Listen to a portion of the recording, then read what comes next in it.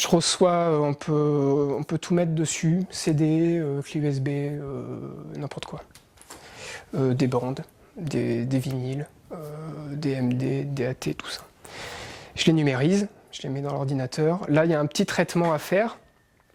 Donc, un peu de compression multibande, contrôler un peu les basses, les aigus, l'inversion de phase, voilà, il y a quelques trucs à changer. On envoie tout dans un ampli. Alors, c'est un ampli assez costaud, c'est 2 x 300 watts.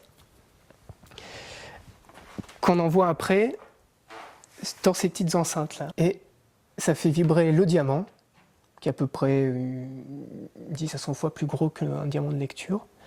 Et on va attaquer la matière du vinyle. Je vais montrer après. Ça fait des copeaux, ça part dans un système d'aspiration. Donc au début, c'est des plaques moulées. Voilà, il y a différentes sortes. Il y a du 7 pouces, du format CD. On peut mettre 2 minutes dessus. On en fait peu. Du 12 pouces, du 10 aussi. Du coup, on met un peu de musique. Par exemple. Donc là, pour vous montrer un peu, la stéréo sur le vinyle, il n'y a qu'un sillon et pourtant c'est en stéréo. Le concept est simple, on a le gauche plus le droite qui est gravé à l'horizontale et le gauche moins le droite en profondeur. Et après la somme des deux, ça fait le gauche plus le droite, tout simplement. Et donc là on voit un peu le gauche plus de droite, ça va être la tête du sillon. Si on le regardait au microscope, le sillon il aurait cette tête-là à l'horizontale et cette tête-là en profondeur. C'est pour ça qu'il faut éviter les inversions de phase, parce que du coup le gauche moins le droite serait énorme et fait sauter le diamant pendant la gravure. Du coup il y a perte de sillon et à la lecture il n'y a plus rien, tout simplement. Donc c'est ça qu'on contrôle, c'est la phase surtout. On envoie ça dans la machine.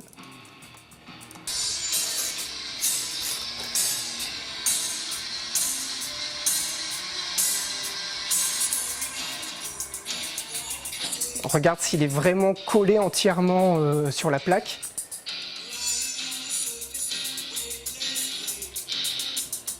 Parce que la seule petite irrégularité, du coup ça fait aussi bouger le diamant. Et du coup, quand le diamant se renfonce, ça ralentit un peu la platine. Et du coup, ça change la tonalité du morceau. Ça fait du flûteur, quoi, on appelle ça. Donc on contrôle toujours la vitesse de rotation, il faut qu'elle soit impeccable. Il y a autre chose à régler, c'est la largeur l'espacement entre les sillons. Donc ça dépend, et le volume, ça dépend du temps de musique qu'on veut mettre. Sur un vinyle, en général, moi je dépasse pas 15 minutes par face, en 33 tours sur un 12 pouces.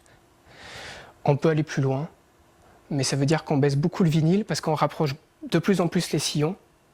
Donc c'est moins de basse, moins de volume. Et plus on va vers le centre, plus les aigus, moins les aigus ont de place, donc plus ils sont distordus. Donc c'est toute une alchimie comme ça à bien regarder. Donc généralement, moi je dépasse pas ça de gravure, voilà, à peu près. 13 minutes. Là, on va graver qu'une chanson, donc par exemple, on va faire un maxi 45, à savoir le 45 tours, c'est bien mieux, parce que ça tourne plus vite. Du coup, pour une seconde de musique, il y a beaucoup plus d'espace. Du coup, les aigus, ils sont beaucoup plus définis, beaucoup plus précis.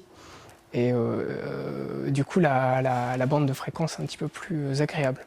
Donc je conseille à tout le monde de faire des maxi 45 tours. On règle du coup la vitesse du sillon. Donc là, on n'a qu'une chanson, elle fait 3 minutes 30. Donc là, on peut y aller, on peut les espacer vraiment de beaucoup pour mettre vraiment beaucoup de sons, beaucoup de basses. Ouais, à 50. Et on est bon, normalement, on va voir. Si tout va bien, quand on met en route l'aspiration et on envoie la musique.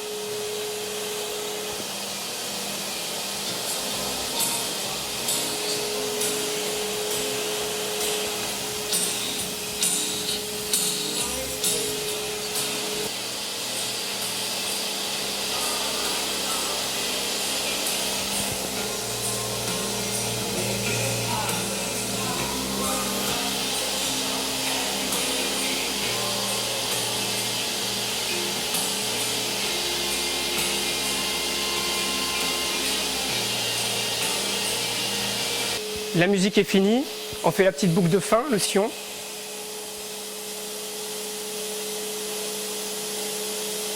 Et on arrête le moteur et ça fait une boucle fermée. On écoute chaque gravure pour voir s'il n'y a pas un problème.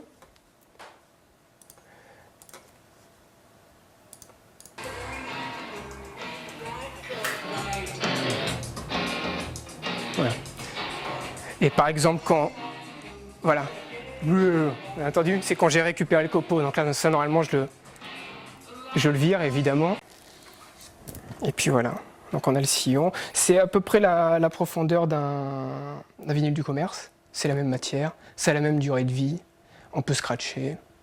Mais on a quand même un rendu assez différent du CD. Hein. Un peu moins clair, mais un petit peu plus sombre comme ça. Les graves sont un petit peu plus profonds comme ça. Donc ça change quand même les choses ça change les choses de mettre sur vinyle.